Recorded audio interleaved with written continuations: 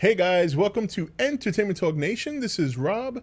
This video, we're going to get back on track with Godzilla King of the Monsters. And this one, we're going to discuss the end credit scene, the post-credit scene of the movie. Before I get into that, just to let you guys know, tomorrow's live stream at 9 p.m. here on the channel, we're going to be covering the Q&A. There was a video I did earlier this week regarding Godzilla King of the Monsters in terms of the Easter eggs and all the callbacks in the movie, and that is the video that I am looking to answer any of your questions. So if you haven't seen that video yet, or if you haven't put a Q&A related question in there yet, you might want to do that. Or if you are going to be at the stream tomorrow, we will cover your questions there as well. We will do the ones related to the Q&A video, and then we will come back and handle the live crowd. So just want to give you a heads up, that's 9 p.m. tomorrow, Eastern Standard Time here on the channel. So let's get into this end credit scene because it was very juicy. Obviously, we all know by now, I'm hoping, I've pretty much waited most of the week to bring this up. So Charles Dance purchases a Ghidorah head, the very head that Godzilla took off while they were having their battle in the ocean.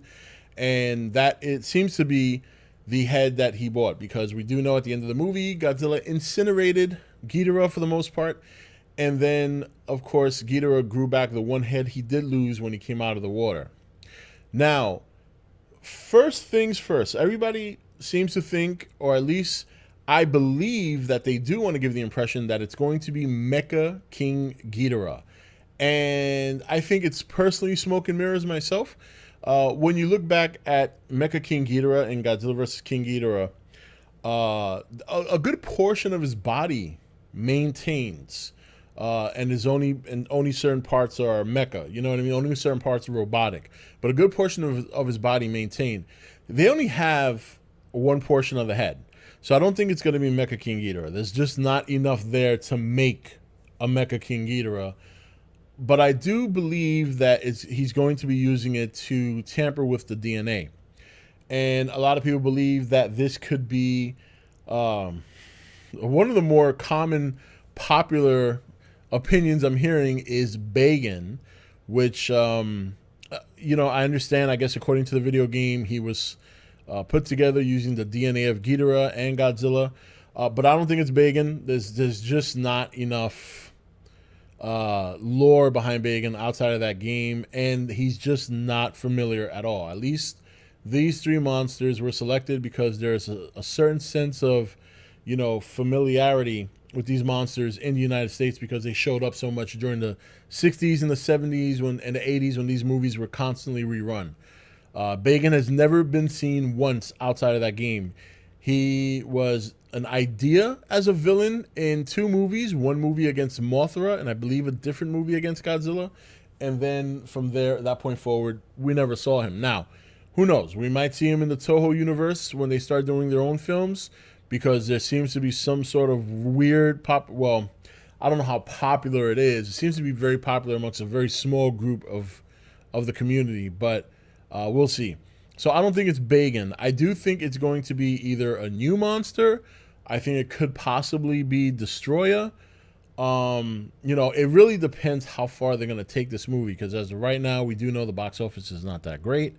And furthermore, if we don't get anything after Kong versus Godzilla, then, that's that. So when you take this into accordance with all the Easter eggs we got at the end, because I know a lot of people have been looking at these now. They're well out there. Everybody's talking about them. I went through them in last week's stream, and I've yet to do a video because I kind of want to pick certain ones out to go over individually, but it's kind of like you can go through all of them. They're all pretty good. But I don't think we're going to get all that. You know what I mean? I don't think all that's going to pay off. Everything that we've read in every paperclip, even if the movie was a grand hit and we know they're going to do some more movies, I really don't think every snippet in each article at the end of the movie is going to be paid off. I think a lot of those were nice callbacks. I think a lot of them were Easter eggs. I do think some of them are going to be pulled to be used should this series continue, but I don't think all of them are. I think a lot of them were just kind of nice little, hey, this is where it's at. This is where we could go, but nothing's a guarantee. I think the best chance we have outside of the end credit scene with Ghidorah's head being purchased is probably Mothra coming back. I think that's probably a big possibility now because we know the twins are going to be in Kong Skull Island. I mean, excuse me, Godzilla versus Kong. In terms of the Ghidorah head, I do think it's going to be DNA. It's going to be a DNA-based theme in terms of splicing monsters together. Now, I know a lot of people are saying that Charles Dance is not going to be in the next movie. I do not think we should be so convinced that's the case. Unless something I don't know, like he came out and said, oh, it was great working with the team, but I'm not going to be in the next movie.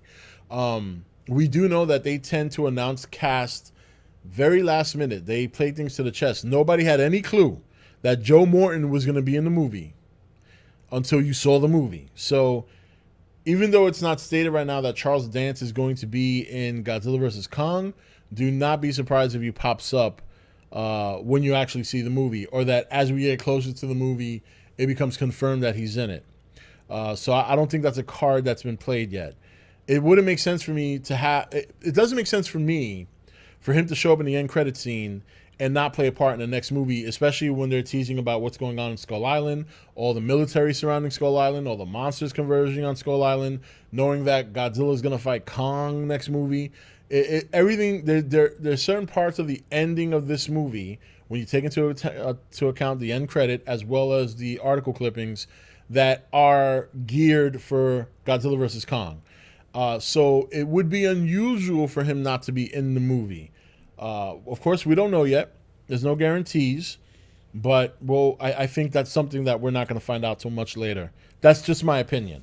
Unless he's already come out and said, I'm not going to be in the movie, then you could argue that maybe he's going to be recast. Who knows? So, all in all, I definitely don't think it's Mecha King Ghidorah. Not at all. There's just not enough body left to build a robot around. The head was pretty scorched to begin with and looked pretty, like, messed up. And I think there's use for the body, and obviously Charles Dance's character Jonah is obviously going to use it. It's just a matter of what he's going to use it for. So we'll have to wait and see. You know, that's something that hopefully we get to see play out in the long term, or maybe it's something that does play out in the next movie. I know there's a lot of people convinced that Godzilla and Kong will team up in the next movie at some point to fight a bigger threat. That could be a possibility.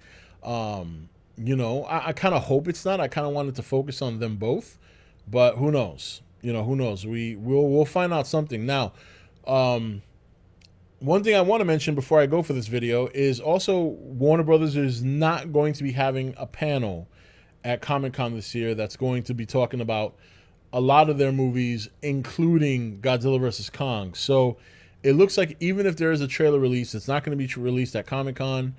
Maybe it'll be an online release shortly after the Comic-Con weekend. Who knows? This does not mean, it has nothing to do with how Godzilla did in the theaters, because there's a lot of movies they're not showing. They're not even showing Wonder Woman at Comic-Con, which is right now their bread and butter for the most part. What I believe is that they were probably offered more from New York Comic-Con, which comes out, I believe, sometime in late September, mid-October, somewhere between there. And I think that's where they're going to showcase Wonder Woman, Godzilla vs. Kong, things of that nature. We'll probably see a trailer and hear some news before that October Comic-Con in New York. But considering that the New York Comic-Con has steadily been improving over the years, and every year they seem to be getting bigger and bigger, and they have made no secret that they want to be the #1 Comic-Con of the year. They want to pretty much overtake San Diego. It wouldn't surprise me if they made a nice sweet deal with Warner Brothers to kind of hold off until they get to New York. And a lot of companies have been showing more and more at New York. One of the first companies to really do that in New York Comic Con was AMC with The Walking Dead. The AMC Walking Dead panels, you know, during some of the best of the Walking Dead seasons, steadily started getting bigger at New York Comic Con than they were at San Diego. So I think New York Comic Con has probably enticed Warner Brothers to shift their gears. That's just a theory, because it doesn't make sense that they wouldn't want to showcase Wonder Woman. It doesn't make sense that they wouldn't want to showcase Godzilla vs. Kong and some of their other movies coming out. So it wouldn't surprise me if we hear that they're going to have a big panel at New York Comic Con at Jacob Javits Center later this year. So keep an eye out for that. But I do think we'll get some stuff before that nonetheless. It just won't be at Comic Con now. So, but anyway, guys, that's it for this video. Let me know in the comments what you think about the whole Warner Brothers possible move or their absence at Comic Con.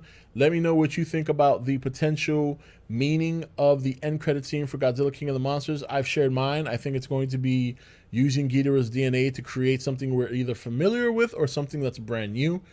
And we'll see. We'll see if we get to see it play out in the future. That's it for this video. This is Rob signing off for E.T.N, where we don't do news, we just talk entertainment. Take it easy.